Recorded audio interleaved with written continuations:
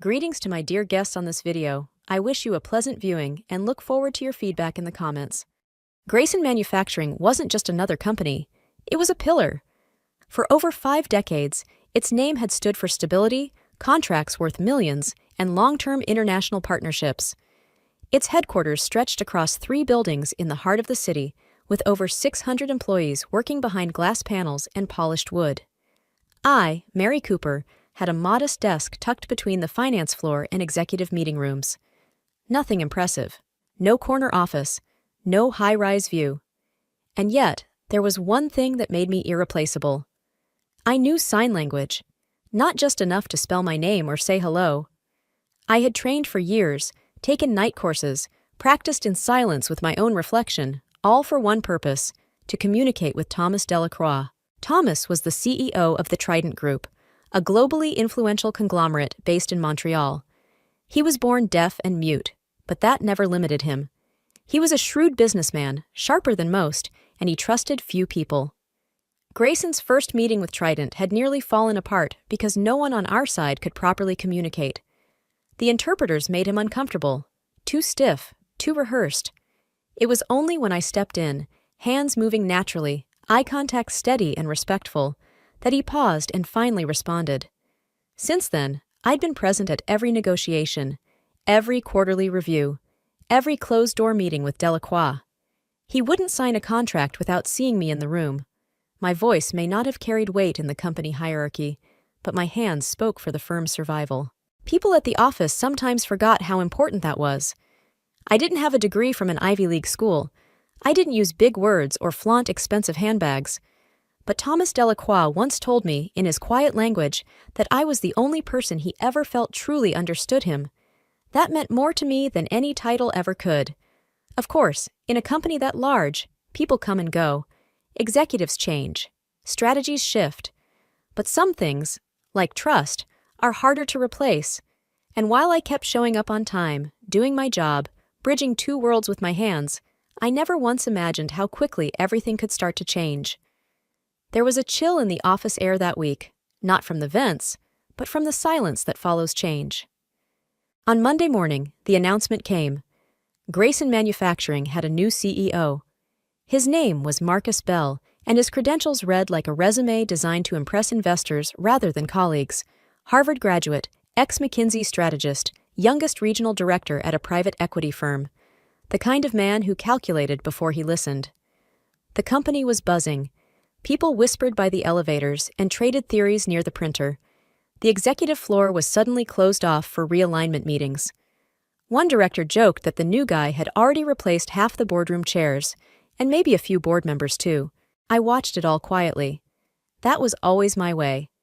I kept my focus on preparing for Trident's upcoming quarterly visit. Mr. Delacroix, the CEO of Trident, would arrive next Wednesday.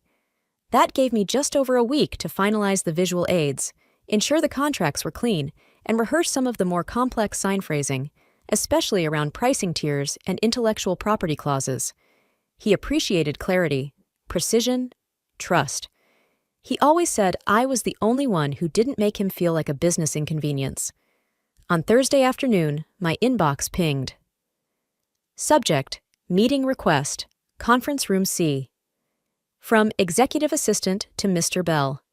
I blinked at the screen. No context, no topic. Just a 2 p.m. slot with the new boss himself. I arrived on time. He was already seated, looking over a file that I quickly realized was my personnel record. He didn't look up at first, just tapped a pen against the folder and muttered, "Mary Cooper." "Yes," I answered. He flipped a page and narrowed his eyes. "You've been here 18 years?" 19 in December. He nodded, distracted. No post-secondary education, no current management title, no professional certifications. I said nothing. I'd learned early in life that silence often speaks louder than defense. Marcus leaned back in his chair, considering me like a puzzle with too few pieces. "I've been brought in to restructure Grayson for long-term growth. That means standardizing roles, measuring output, and ensuring every team has leadership and credentials to match their function." Still, I didn't speak. "I'm trying to understand where you fit into this framework," he continued. You're assigned to special accounts, but I don't see any official projects under your name. No certifications in legal compliance, HR, or communications, not even clerical supervision." "That's correct," I replied carefully. He folded his hands together. "Do you have any interest in being reassigned? We may have space in administrative services." I stared at him, briefly stunned. He thought I was idle, redundant. "I work with Trident Group," I said calmly. "I've been their point of contact for many years." He didn't blink. "I'll take a look at the contract. If they're still active, we'll evaluate how to structure the relationship more formally, perhaps loop in someone from procurement or legal." I felt my stomach twist. This man, this polished stranger with a sharp suit and a strategic mind, had no idea what that relationship actually looked like. He saw line items, not people. And he hadn't yet asked why Delacroix's account ran so smoothly year after year. I left the meeting without protest, but my mind raced. He didn't know. He had no idea I was the only one in the entire company who could speak to Thomas Delacroix in his own language. And he had no idea what would happen if I suddenly wasn't there when Thomas walked through those glass doors next Wednesday. The air in the office was heavier the following Monday. It wasn't the weather or a broken thermostat. It was the quiet panic that always followed when people started getting called upstairs. Folders vanished from desks. Email accounts stopped responding. One morning, someone was drinking coffee in the break room, and the next, their nameplate was gone. I kept to my usual schedule, arriving early and spending time reviewing Delacroix's last feedback on our partnership report. I still had 3 days to finalize the visual language and confirm the hospitality arrangements for his visit. No one else was talking about it. They never did. His visits were treated like any other client drop-in. But I knew the truth. Thomas Delacroix came to inspect trust, to feel the rhythm of the relationship. And if that rhythm ever broke, so would the deal. That afternoon, I received another meeting request. This time, the subject line was blank. Marcus Bell was alone again, this time sitting at the head of a long, empty conference table. He didn't offer me a seat. I took one anyway. "Mary," he said, "I've reviewed your internal profile further." I nodded, waiting. He tapped his fingers together. "I've had several conversations with our HR and strategy teams, and I'll be honest with you, we're heading in a direction that requires a more professional workforce." I said nothing. He continued.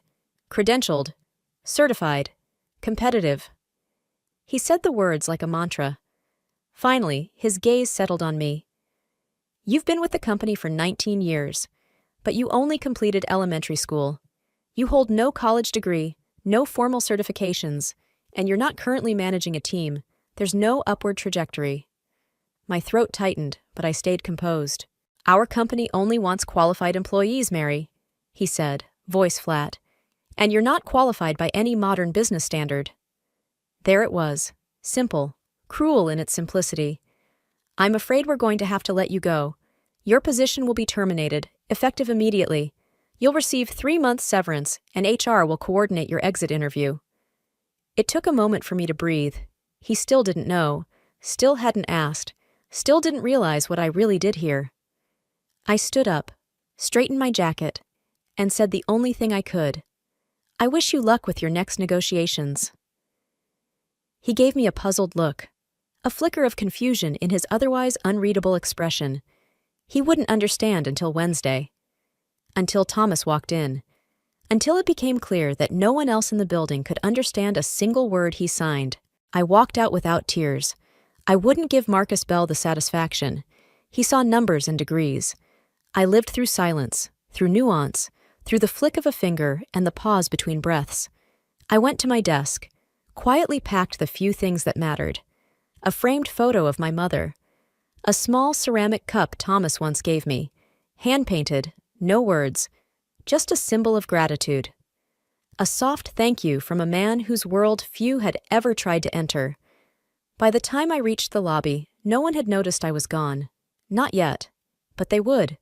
They would notice very soon. The world outside the building looked the same, but everything felt different. I stepped out of Grayson's revolving glass doors for what should have been the last time, my bag light, but my heart heavier than I expected.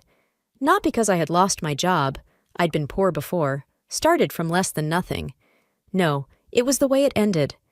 The way a man who didn't know me, didn't ask, and didn't care could cut away nearly 2 decades of work with a sentence.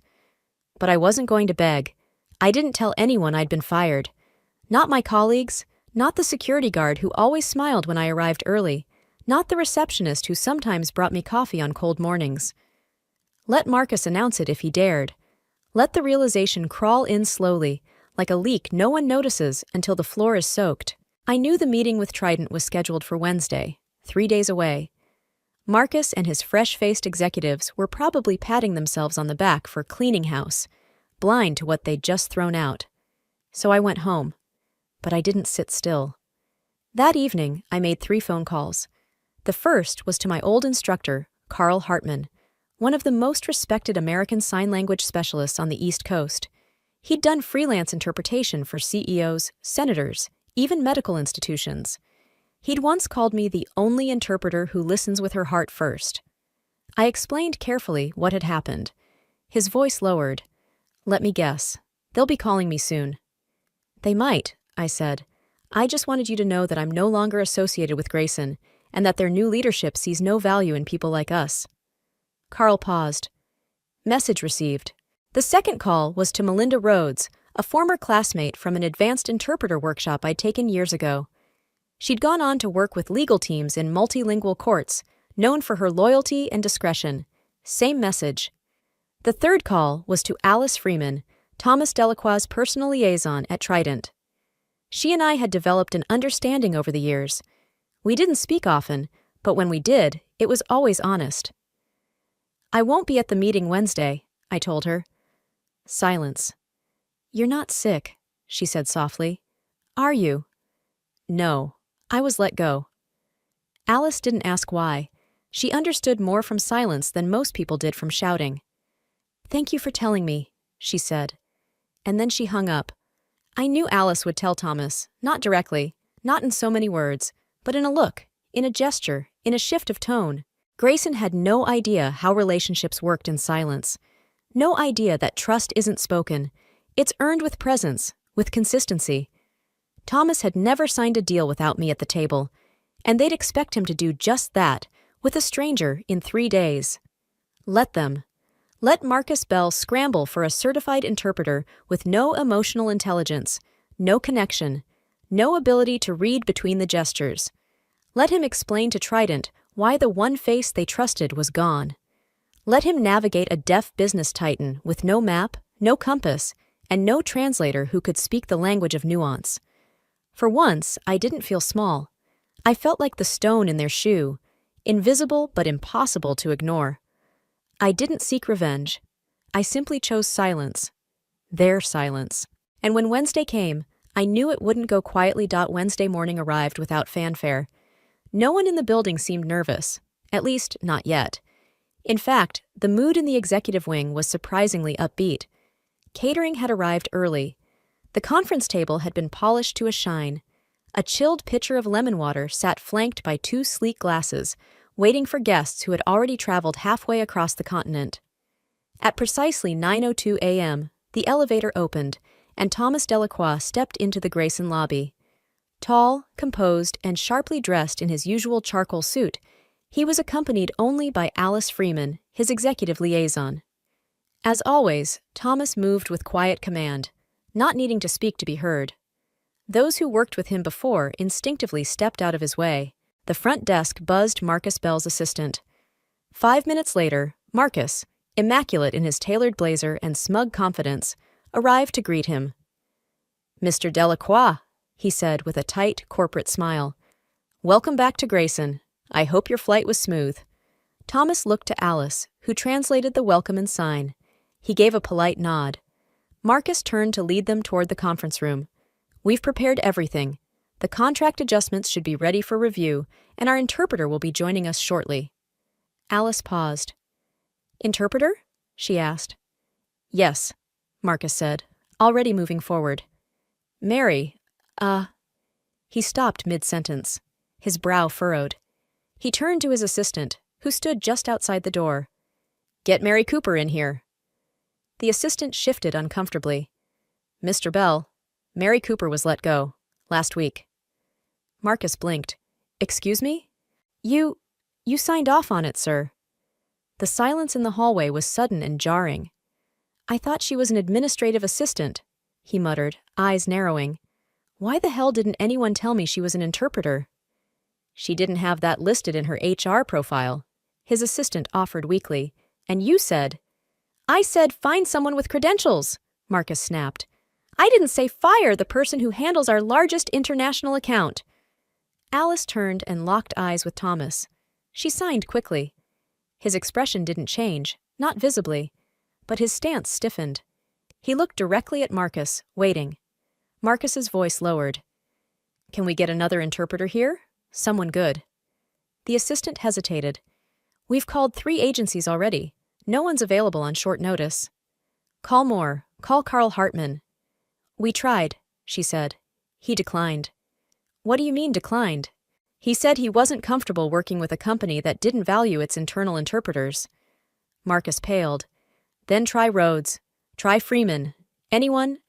Sir, she interrupted gently. Freeman is Thomas's liaison. She's already here. Marcus ran a hand over his face. Anyone else? Now. Inside the glass-walled conference room, Thomas Delacroix had taken a seat. His hands were folded neatly in front of him. Alice stood beside him, silent, refusing to speak for the company. That was never her role. She would interpret, but she wouldn't negotiate. Marcus stepped into the room with a forced smile. We're just waiting for one more person. Thomas made a single motion. Alice translated. We'll wait, but we will not stay long. Panic bloomed behind Marcus's eyes. He stepped out of the room and turned to his assistant again. Do not let this fall apart. You find me someone. I don't care how much it costs. But it was already too late. In the silent language they had ignored, insulted, and cut away, the damage had already been done. The boardroom had never been so quiet. Thomas Delacroix sat motionless, expression unreadable. Alice Freeman, his trusted liaison, stood beside him like stone. She had signed the last of his messages without looking at Marcus. The room's energy was collapsing, not dramatically, but steadily, like oxygen being siphoned away. Marcus Bell had tried everything. Excuses, gifts, last-minute offers, shallow apologies. Nothing worked. Just as Thomas rose from his chair, signaling the end of the meeting, the door creaked open. Heads turned. A pause swept over the room like a ripple. Mary Cooper stood in the doorway. No badge, no official authority, just calm, steady presence. Her eyes met Alice's, then Thomas's. And then, without asking permission or waiting for instruction, she stepped inside and gently closed the door behind her. Marcus's face was a mix of confusion and fury. What is she doing here? He hissed toward his assistant. But Mary didn't acknowledge him. She walked directly to the head of the table, faced Thomas, and began to sign. Fluid, elegant, deliberate. Not just translating, but speaking, explaining. Thomas tilted his head slightly, watching her hands with sharp attention. Mary's tone never rose. Her hands moved gracefully, weaving a story that only 3 people in the room understood. After a minute, Thomas responded. Mary nodded, responded in kind.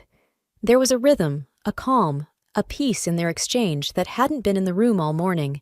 After several minutes, Thomas's body relaxed slightly. His expression softened. He looked toward Marcus and gave a small, formal nod. Alice signed the words aloud. We will proceed with signing, but this will be the last visit under current leadership. Marcus blinked, then smiled. A corporate slick grin. Of course, we understand. We're grateful. Papers were signed. Hands were shaken. Awkwardly. The tension lifted, if only a little. Mary stepped back without a word and slipped out of the room before anyone had a chance to stop her. Marcus didn't even thank her. He just exhaled, wiped his forehead, and muttered, Crisis averted. Later that afternoon, champagne corks popped in the executive lounge. Marcus delivered a self-congratulatory speech about overcoming obstacles and collaborative success. His assistant sent out a company-wide email praising the leadership team for saving the Trident partnership.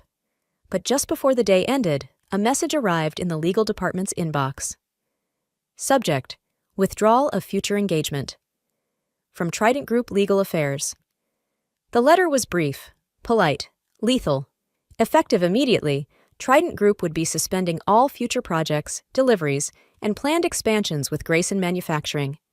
Contracts would be honored to their legal minimum, but no new discussions would take place.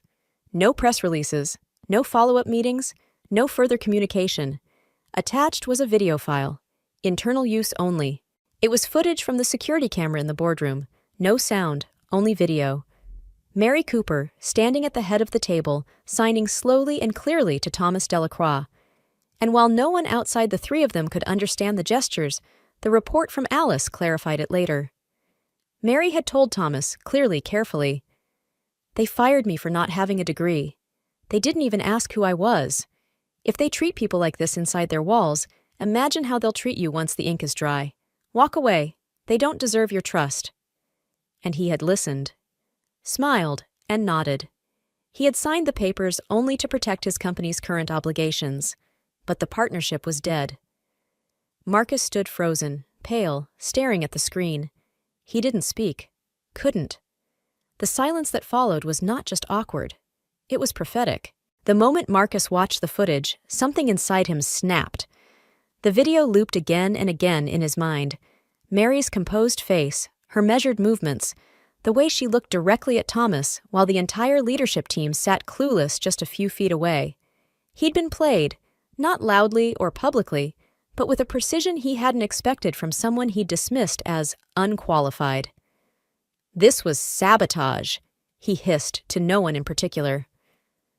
The boardroom was empty now, save for his assistant and the director of strategy, who both stood frozen near the back wall, unsure whether to speak. "Find her," Marcus said sharply. "I want to know where she works, who she's talking to, what she's doing." "But, sir," the assistant hesitated. "She didn't technically breach any contract. She wasn't an employee anymore." "I don't care about the contract," Marcus spat. "She humiliated this company. She humiliated me, and she cost us our biggest partner." He slammed his palm against the desk. "You don't just walk in here, play the savior, and then gut us from the inside." The irony, of course, was that he had never asked what Mary really did in the first place. Meanwhile, across the city, Mary sat in a small cafe, sipping tea near the window as rain tapped gently against the glass. The noise was soft, steady, comforting. She wasn't hiding. She hadn't gone off the grid, but she also hadn't turned her phone on since the meeting. She didn't need to. By mid-afternoon, a courier arrived with a sleek envelope, hand-delivered to the cafe hostess. "Are you Mary Cooper?" the young woman asked. Mary nodded. She opened the envelope calmly. Inside was a letter, handwritten on thick ivory paper. "Miss Cooper, we'd like to formally offer you a position within the Trident Group. Your loyalty, discretion, and clarity of purpose have always defined our trust in you. We believe your values reflect our own. The role is yours, if you choose it. Respectfully, T. Delacroix." There was no salary listed, no HR jargon, just the kind of message only Thomas Delacroix would send, stripped of fluff, rooted in respect. Mary folded the letter gently and smiled. Back at Grayson, the mood was deteriorating by the hour. Shareholders were calling nonstop. Legal teams were panicking about potential ripple effects. Rumors had already begun circulating internally, not just about Trident, but about how many other clients might be watching. And then, worse news. Another client, a mid-sized European tech supplier, reached out to delay their next quarterly planning session. No official explanation, just a quiet, careful distance. Marcus paced his office like a trapped animal. "She's trying to destroy us," he muttered. But deep down, he knew the truth. Mary hadn't done anything to them. She had simply told the truth, and that, apparently, was enough to ruin him. His phone buzzed again. This time, it was a call from one of the board's senior members, the kind of call he couldn't ignore. As he answered, the voice on the other end was cold.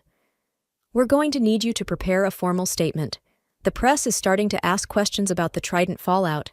We'll review it tomorrow morning. And Marcus, don't spin it. He was losing control, quickly, visibly, and Mary hadn't said a single word to the press, to the staff, to anyone. She didn't need to. Marcus Bell wasn't the kind of man who threw papers or shouted in meetings. His anger didn't explode. It curdled. And in the days following Trident Group's exit, his rage settled into something darker. Strategy. He didn't just want Mary gone. She was already gone. He wanted her erased. He wanted to make sure no one, not clients, not future employers, not even her own reflection, would forget what it cost to cross him. He began by calling in a favor from a man named Glenn Faulkner, a reputation management consultant who specialized in internal damage control. Glenn had worked with CEOs accused of embezzlement and politicians buried under ethics scandals. He was expensive, discreet, and well-connected. "I want everything on her," Marcus said during their first meeting. "Every post, every job, every contact. I want to know who's hiring her and what they're saying about her." Within 48 hours, Glenn delivered a file with Mary's personal information, resume history, and a list of companies she might work for, including Trident, based on the courier drop-off seen earlier in the week. Marcus skimmed the list. "Start whispering," he said. Glenn didn't ask what that meant. He knew. Within a day, subtle calls were placed to HR departments at 2 of Mary's past employers. Suggestions were made. Not outright lies, just questions. "Are you sure she's stable? We've heard some odd things." Strange she didn't list her formal credentials. She was involved in some kind of internal disruption. Nothing official, of course. He sent a red flag email to a hiring firm in Boston. Just a few lines, no signature. "You may want to reconsider your candidate. Internal security flagged irregular behavior. Unconfirmed, but risky." Marcus also pulled one more string. He had the company's legal team quietly send Mary a formal letter accusing her of breaching confidentiality. It didn't carry real legal weight, but it was enough to look official. He knew some companies backed off candidates the moment legal paperwork got involved. "She wants to move on?" Marcus muttered in his office. "Fine, but not without remembering what happens when you bite the hand that feeds you." He smiled bitterly as he deleted her profile from the internal system, marking her as blacklisted, do not rehire. Then he went further. He altered the HR records manually, changing her reason for departure from executive termination to violation of conduct standards. Subtle, quiet, buried in a system most people never checked. But if anyone did call, that tag would show up, and it would raise questions Mary couldn't anticipate. One afternoon, he even asked his assistant to reach out to a quiet press contact, someone who handled financial column blurbs. "Just background," Marcus said. "Just a note that we had to part ways with an employee due to internal disruption. Don't name her, but get it out there." The story appeared 2 days later in a small column under the heading Restructuring Realities. Sources at Grayson Manufacturing confirmed a recent staffing issue involving a longtime employee whose unorthodox behavior created confusion during client negotiations. No name, but enough to plant doubt, enough to make Mary feel the shadow, even if no one said it aloud. He told himself it wasn't personal. It was about restoring order, about protecting the company, about making sure no one else followed her example.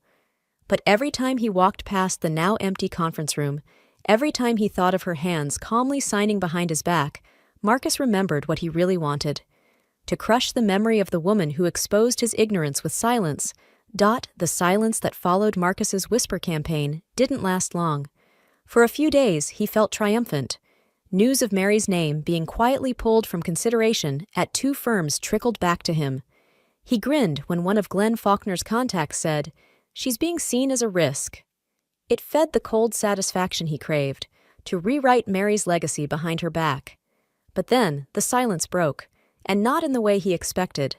On Monday morning, his assistant entered the office pale and stiff, holding a single envelope. "No return address," she said. "It was couriered, directly to you." Marcus took it, already annoyed. He opened the envelope and slid out the paper, a letter, short and typed in bold, clean font. It wasn't signed, but there was a single name in the header: Thomas Delacroix. "Mr. Bell, we are aware of your coordinated effort to harm Miss Mary Cooper's professional reputation. We consider this not only unethical, but indicative of deeper failings in your leadership character. Let me remind you that our decision to end our partnership with Grayson Manufacturing was not based on emotion, but on observation. What you are doing now only confirms the wisdom of that choice. Do not attempt to reach out to our affiliates, vendors, or mutual partners with further disinformation. We are documenting all communications related to this matter. Any continued interference in Ms. Cooper's professional future will be handled through legal avenues. Govern yourself accordingly. Marcus stared at the page, expression hardening. For a long time he didn't move. Then he stood, slowly, and walked to the window. The city outside was gray and drizzling, smeared glass and blurred lights. His reflection looked paler than usual, smaller. He crushed the letter in one fist, but the message had already lodged itself in his spine. They knew, and they were watching. Across the city, Mary sat at a long, polished table in a quiet meeting room inside Trident Group's headquarters. Thomas Delacroix was there, seated at the head. To his right, Alice Freeman. To his left, a newly printed contract. Mary looked down at it with quiet disbelief. The title read, Director of Cross-Cultural Strategy and Inclusion. It wasn't just a job. It was a statement. They were giving her a title, a seat at the table, authority, not just as a translator of language, but of people. She wasn't there to repeat words. She was there to guide policy, to build bridges. Thomas signed to her with a soft, warm expression. We don't erase those who stand for integrity. We build around them. Mary's throat tightened, but she smiled and nodded. She'd been quiet when they fired her. She'd been calm when Marcus tried to erase her. But now she felt the weight of something stronger. Recognition without noise. Power without shouting. Justice without spectacle. Marcus had tried to control the narrative, but Thomas had written the final chapter and sealed it with ink. Back at Grayson, Marcus was no longer storming hallways. He stayed behind closed doors, his voice reduced to murmurs behind frosted glass. Word had reached the board about Delacroix's letter. Quiet conversations began. One director asked the others, if he's reckless enough to attack a former employee, what's he doing to the ones still here? The question lingered. The same day, the HR director requested a private meeting with legal counsel, citing concern over altered employee records. The next day, Glenn Faulkner stopped returning Marcus's calls. By week's end, 2 more clients had asked for reassurance of leadership transparency. The echo of Mary's departure had become thunder. And still, she had not spoken to a single journalist. She didn't need to. Her name, now attached to Trident Group, carried more weight than any headline Marcus could ever buy. The email arrived on a Thursday afternoon. Subject: Special Board Session. Immediate attendance required. Marcus stared at it, unmoving. The meeting wasn't optional. It wasn't part of the regular calendar. It came from the board chair's office with no preamble, no context. Just the time, 9 a.m., and the location, the executive conference suite, a floor he no longer entered with ease. The next morning, he walked into the room with his usual posture, straight-backed, collected. But the faces around the table no longer looked at him the same. Politeness had been replaced by detachment. No greetings, no smiles. He sat. The chair spoke first. Mr. Bell, the board has concluded its internal review. Marcus said nothing. We've received formal statements from Trident Group, internal HR staff, and external contractors tied to recent events. These findings include confirmation of misconduct regarding former employee Mary Cooper. A document was slid across the table. Falsifying internal records, coordinated defamation, abuse of access to private systems, and reputational damage that has already resulted in 2 major client withdrawals and 3 pending lawsuits. Marcus opened his mouth, but the chair held up a hand. You will be offered the opportunity to resign, effective immediately, with no severance and a non-disclosure agreement that protects this company from further liability. If you choose not to resign, the board will vote on your termination and pursue litigation for breach of fiduciary duty. The room was silent. Marcus reached for a pen. His hand trembled. And with that single stroke of ink, the story he had tried to control ended, not with applause, but with paperwork. Later that month, the same conference room hosted a different meeting. A training seminar led by Trident's newest director of cross-cultural strategy and inclusion. Mary Cooper stood before a group of Grayson executives and department leads, not as an employee, but as a guest speaker. The irony wasn't lost on anyone. She began simply, "Let me tell you about the cost of not listening." She walked them through the partnership that once thrived, not because of spreadsheets, but because of trust. She spoke not with bitterness, but with clarity. No names, no accusations. Just the quiet truth of how easily people in power can forget the human thread that holds everything together. One of the senior managers asked her afterward, "How did you stay so calm?" Mary smiled. "I didn't stay calm. I stayed focused." Outside the corporate world, whispers spread. That Grayson had lost more than a contract, it had lost its compass. That Marcus Bell, once the rising star of corporate strategy, was now untouchable. His name quietly blacklisted by boards that valued reputation over results. That Mary Cooper had redefined what it meant to be qualified without ever raising her voice. And in homes and meeting rooms, the story made its way into conversations. About how one woman, dismissed for a lack of credentials, reminded an industry that dignity, respect, and presence often mattered more than degrees. In the end, it wasn't just Mary's story. It was a lesson written into every report, every hallway, every paused conversation between two people unsure how to interpret the silence. A reminder that silence isn't weakness. It's language, and if you don't learn to listen to it, it will speak around you anyway.